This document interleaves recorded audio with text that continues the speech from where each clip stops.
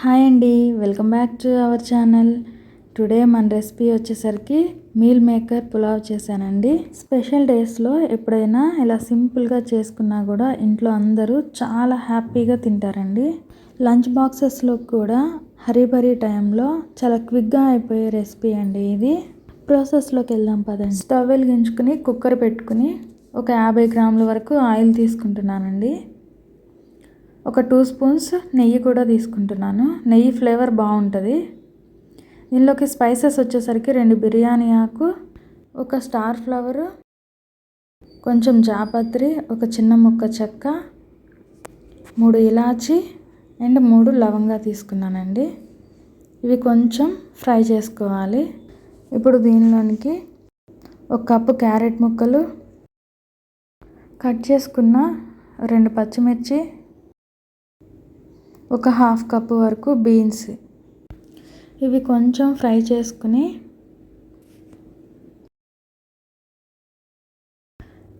Cut చేసుకున్న 2 ఉల్లిగడ్డలు, ఇవి మొత్తం వెజిటేబుల్స్ ఉల్లిగడ్డలు మంచి ఫ్రై చేసుకుని ఒక స్పూన్ అల్లం వెల్లిపాయ పేస్ట్ వేసుకుని పచ్చివాసన పోయే వరకు ఫ్రై చేసుకోవాలి. చిన్న సైజు మిల్ మేకర్స్ ఉంటాయి కదా, అవి 1 కప్పు తీసుకుని హాట్ వాటర్లో ఒక 10 మినిట్స్ నానబెట్టి అవి వాటర్ అంతా స్ట్రెయిన్ చేసేసి తీసుకున్నానండి. ఇప్పుడు అవి వేసేసుకుందాం. మీల్ మేకర్స్ ఎప్పుడు వెజిటేబుల్స్ ఫ్రై అయిన తర్వాత మాత్రమే వేసుకోవాలండి. ముందే వేసుకుంటే ఏమవుతుందంటే ఆయిల్ మొత్తం మీల్ మేకర్స్ తీసేసుకుని వెజిటేబుల్స్ ఫ్రై అవ్వడానికి ఆయిల్ ఉండదన్నమాట. వెజిటేబుల్స్ ఎప్పుడు ఆయిల్లో ఫ్రై అయితేనే టేస్ట్ ఉంటుంది. సో వెజిటేబుల్స్ ఫ్రై అయిన తర్వాత వేసుకుందాం. ఒక గుప్పెడు పుదీనా ఆకులు, ఒక గుప్పెడంతా కట్ చేసుకున్న కొత్తిమీర వేసుకుని ఇది కూడా లైట్గా ఫ్రై చేసుకుందాం. ఈ మాత్రం ఇలా ఫ్రై అయిన తర్వాత నేను 2 గ్లాసెస్ బాస్మతి రైస్ తీసుకున్నానండి. ఇప్పుడు ఎసరు గురించి 2 గ్లాసెస్ బాస్మతి రైస్కి నేను 3.5 గ్లాస్ వాటర్ తీసుకుంటున్నాను. ఒక 1/2 అవర్ బాస్మతి రైస్ని నానబెట్టాను, ప్లస్ కుక్కర్లో చేస్తున్నాను కాబట్టి కొంచెం ఎసరు తగ్గించాను. ఒక 1/2 గ్లాస్ వరకు.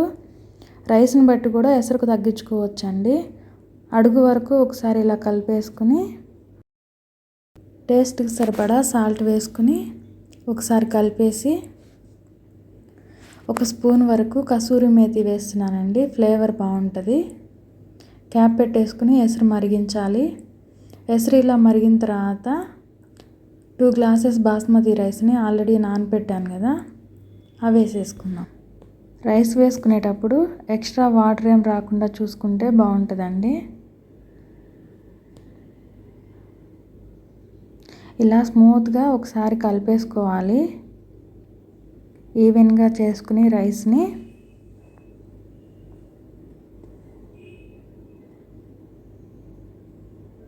కుక్కర్ క్యాప్ పెట్టేసుకుని ఒక 2 విజిల్స్ వచ్చే వరకు మీడియం ఫ్లేమ్లో కుక్ చేసుకోవాలండి. ఆఫ్టర్ 2 విజిల్స్ చాలా అంటే చాలా పర్ఫెక్ట్గా వచ్చిందండి రైస్ అయితే. పొడి పొడిలాడుతూ స్మెల్ కూడా చాలా బాగా వస్తుందండి. ఇంతేనండి, చాలా స్మార్ట్గా టేస్ట్గా మీల్ మేకర్ పులావ్ రెడీ అయిపోయింది. ఇలా మీరు కూడా ఒకసారి ట్రై చేయండి. Thank you for watching. Video నచ్చితే లైక్ చేయండి, షేర్ చేయండి. ఇలాంటి మంచి మంచి వీడియోస్ కోసం మన ఛానల్ను సబ్స్క్రైబ్ చేయండి. Thank you friends.